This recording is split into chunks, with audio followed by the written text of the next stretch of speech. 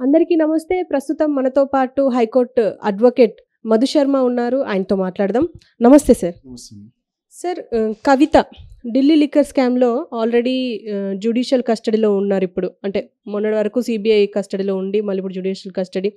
తర్వాత ఇవాళ CBI case అంటూ ఇవాళ రౌస్ అవెన్యూ కోర్టులో నడిచింది. మళ్ళీ వాయిదా అన్నారు. ఇప్పుడు మళ్ళీ కస్టడీకి ఇచ్చారు సీబీఐకి. అంటే ఏం జరుగుతుంది సార్? కస్టడీ అంటే ఈ కవిత బయటికి వచ్చే అవకాశం ఏమైనా ఉందా? అంటే బెయిల్‌కి నా ఆరోగ్యం బాలేదు, నా పిల్లాడికి చదివించాలి అని చెప్పేసి చాలాసార్లు బెయిల్‌కి అప్లై చేసింది. అవన్నీ రిజెక్ట్ అయిన సందర్భాలు కూడా మనం చూసాం. అసలు ఏం జరుగుతుందంటారు? అంటే మనం చూసుకుంటే గత నెలలో ఈడీ హైదరాబాద్ వచ్చి ఈడీ ఆఫీసర్స్ హైదరాబాద్ వచ్చి కవిత గారిని ఇక్కడ నుంచి అరెస్ట్ చేసుకొని ఢిల్లీ తరలించడం అంతా జరిగింది. అరౌండ్ 5:20 అప్పుడు ఏమో అరెస్ట్ చేశారు. సాయంత్రం పూట అరెస్ట్ చేసి ఆమెను ఇక్కడ నుంచి ఢిల్లీకి తరలించడం జరిగింది. తర్వాత ఢిల్లీలో ఈడీ వారి కస్టడీలో పెట్టుకొని వారి తర్వాత మరుసటి రోజు కోర్టులో ప్రొడ్యూస్ చేసి 24 గంటల లోపు కోర్టులో ప్రొడ్యూస్ చేసి గౌరవ హౌస్ రెవెన్యూ కోర్టు వారి దగ్గర ప్రొడ్యూస్ చేసి ఆమెని కస్టడీలోకి తీసుకోవడం జరిగింది. ఈడీ కస్టడీలోకి తీసుకోవడం జరిగింది. అంటే మొదట తీసుకున్న కస్టడీ రోజులు సరిపోక తర్వాత వాళ్ళు ఎక్స్టెన్షన్ కోరడం జరిగింది. తర్వాత ఎక్స్టెన్షన్ కూడా గ్రాంట్ చేశారు. అంటే కస్టడీలో కూడా కవిత గారు పూర్తిగా సహకరించలేదు అనేది కూడా ఒక అభియోగం ఈడీది. సో ఈడీ అభియోగం ఏంటి, ఆమె ఏమడిగినా మాకు తెలియదు, పూర్తిగా గుర్తులేదు అని చెప్పడము అని చెప్తున్నారు. అంటే ఇక్కడ ఈడీ వారి ప్రశ్నించేది కూడా తన పైన ఎలా ఉంటుందంటే, వాళ్ళ ఆడిటర్ బుచ్చిబాబు ఏదైతే వాంగ్మూలం ఇచ్చి నేను అప్రూవర్గా మారిపోతున్నానని వాంగ్మూలం ఇచ్చి బుచ్చిబాబు ఏదైతే ఉన్నారో వాళ్ళ ఆడిటర్ స్టేట్మెంట్ని బేస్ చేసుకొని కూడా ఈమెను క్వశ్చన్ చేసేటువంటి అవకాశం ఉంటుంది. ఎందుకంటే ఇలాంటి స్కామ్స్ జరిగినప్పుడు ఒక ఫినాన్షియల్ స్టేట్మెంట్స్ చూడాలంటే, ఆర్థిక లావాదేవీలు చూడాలంటే పూర్తి స్థాయిలో దానికి అవసరమైంది ఆడిటర్ మాత్రమే. సో ఇందులో ఉన్నటువంటి ఆడిటర్ క్లియర్ కట్గా చాలా వరకు ఈడీకి చెప్పేశారు అనేది మనకు అర్థమవుతున్న విషయం. సో నేను అప్రూవర్గా మారాను, నేను సరెండర్ అయిపోతున్నాను, మొత్తం చెప్పేస్తున్నాను ఆడిటర్ ఎప్పుడైతే పోసుకొచ్చినట్టు ప్రతి విషయాన్ని ఎక్స్ప్లెయిన్ చేయడం జరుగుతుందో అప్పుడు ఖచ్చితంగా సో అది బౌన్స్ బ్యాక్. అంటే అవన్నీ ఖచ్చితంగా వీళ్ళు ఇంటరాగేషన్ అంటే నెక్స్ట్ ఈమెను ఎంక్వైరీ చేసినప్పుడు ఖచ్చితంగా వాడతారు. సో ఇప్పుడు ఈడీ వారు ఆల్మోస్ట్ అన్ని రోజుల విచారణ తర్వాత ఆమె నుంచి ఇంకా రాబట్టాలి లేదు అనుకున్న తరుణంలో ఆల్రెడీ ఆమెను మళ్ళీ తిహార్ జైలుకి పంపించడం జరిగింది ఇప్పుడు.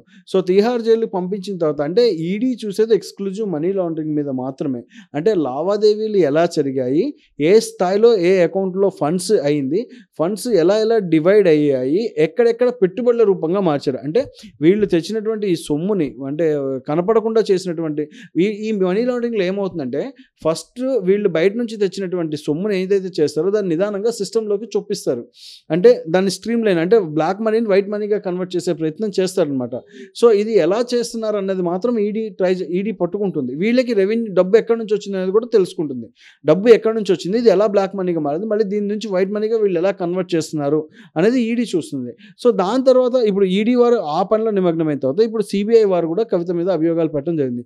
అంటే సిబిఐ వారికి ఇది ఎక్కువ వాళ్ళ ఏదైతే అలిగేషన్ ఏది ఉందో ఇదంతా ప్రివెన్షన్ ఆఫ్ కరప్షన్ కిందకు వస్తుంది. అంటే అవినీతి నిరోధక చట్టంలోని పలు సెక్షన్ల కింద కవితను ప్రశ్నించేటువంటి అవకాశం ఉంటుంది.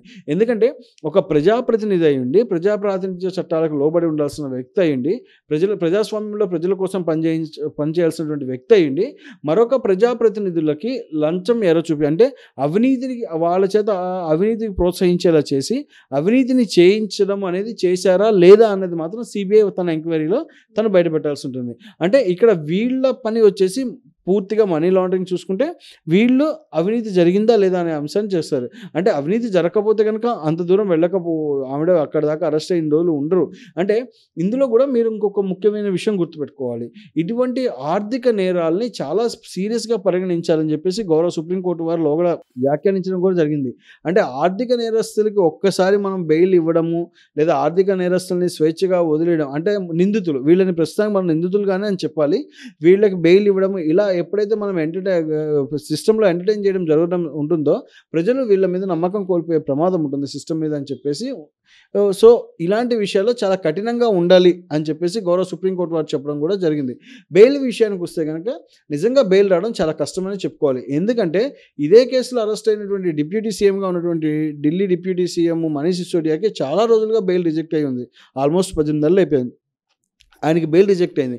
అంటే వీళ్ళ మీద అలిగేషన్ ఏంటంటే ఢిల్లీలోనే కాదు, వీళ్ళు గోవా ఎలక్షన్స్ అప్పుడు కూడా ఈ మనీ ద్వారా వీళ్ళు యూజ్ చేశారు, గోవాని కూడా ఇన్ఫ్లుయెన్స్ చేయాలనుకున్నారు అనేది కూడా ఒక అలిగేషన్ ఉంది ఇందులో. సో సిసోడియాకి రాలేదు, కేజ్రీవాల్ 2 సార్లు అక్కడ ఢిల్లీ హైకోర్టు వారిని అప్రోచ్ అయినా, సుప్రీంకోర్టు వారిని అప్రోచ్ అయినా, కేజ్రీవాల్కి చుక్కెదురైంది.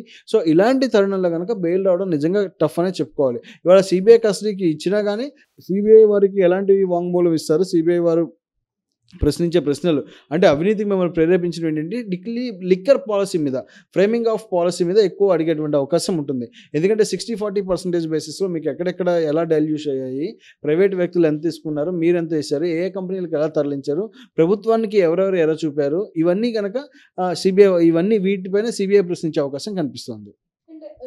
ఇంత కష్టం ఉన్న తరుణంలో ఇప్పుడు పార్లమెంట్ ఎన్నికల తర్వాత ఖచ్చితంగా వాళ్ళని వదిలేస్తారు, అసలు ఢిల్లీ లిక్కర్ స్కామ్ గురించి ఎవరు మాట్లాడుకోరు అని చెప్పేసి చాలామంది, అంటే అటు రాజకీయ నాయకులు కావచ్చు, కొంతమంది మాట్లాడుకుంటున్నారు. అది పాసిబుల్ అవుతుందంటారా? అంటే ఇంత పెద్ద స్కామ్ని, పెద్ద స్కామా చిన్న స్కామా సెకండరీ, కానీ ఈ స్కామ్లో ఇంతమంది అంటే బహిర్గతం అయ్యారు, బయటకు తెలిసిపోయింది, ఎలా అంటారు? అంటే పాసిబుల్ అవుతుందంటారా?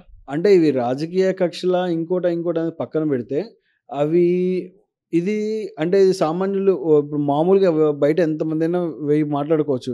ప్రతి చాయ్ పాయింట్ దగ్గర మాట్లాడుకున్నది, ప్రతి కిల్లీ డబ్బా దగ్గర మాట్లాడుకున్నవన్నీ ఇవన్నీ పాయింట్స్ కాదు. అంటే ఇప్పుడు నిజంగానే ఆవిడ ఆ స్కామ్ అనేది అవ్వకపోయి ఉంటే కనుక నిజంగా ఇంత పెద్ద ఇదై ఉండేదా? అంటే బయటికి రావడానికి అవకాశం ఉందే కదా. ఏదైనా స్ట్రాంగ్ సాలిడ్ ఎవిడెన్స్ ఈడీ దగ్గర లేకపోయి ఉంటే 100% కవితకి బెయిల్ వచ్చేది. ఆవిడకే కాదు, మనీష్ సిసోడియాకి కూడా బెయిల్ వచ్చేది. అంటే వీళ్ళ దగ్గర there is a documentary evidence. వీళ్ళ దగ్గర ఒక డాక్యుమెంటరీ ఎవిడెన్స్ ఏదన్నా ఏజెన్సీ దగ్గర ఉన్న తరుణంలో మాత్రమే వీళ్ళకి బెయిల్ వచ్చేటువంటి అవకాశం కష్టం. సో ఇలాంటి సిచ్యువేషన్స్లో అంటే మీరన్నట్టుగా వాళ్ళకి నిజంగా బయటికి రావచ్చా ఎలక్షన్ స్టంట్ అంటే, ఎలక్షన్ స్టంట్ అనేది చెప్పలేము. ఎందుకంటే ఇప్పుడు వాళ్ళ అభియోగాలు మోపడ్డాయి అంటే ఖచ్చితంగా అది ఎన్నాళ్ళకైనా సరే వాళ్ళు క్లియర్ చేసుకోవాలి కదా. జీవితకాలంలో ఎప్పటికైనా సరే వాళ్ళ ఎలిగేషన్ వచ్చింది అంటే ఎలిగేషన్ క్లియర్ చేసుకోవాల్సిన బాధ్యత వీళ్ళపైన ఉంటుందా లేదా?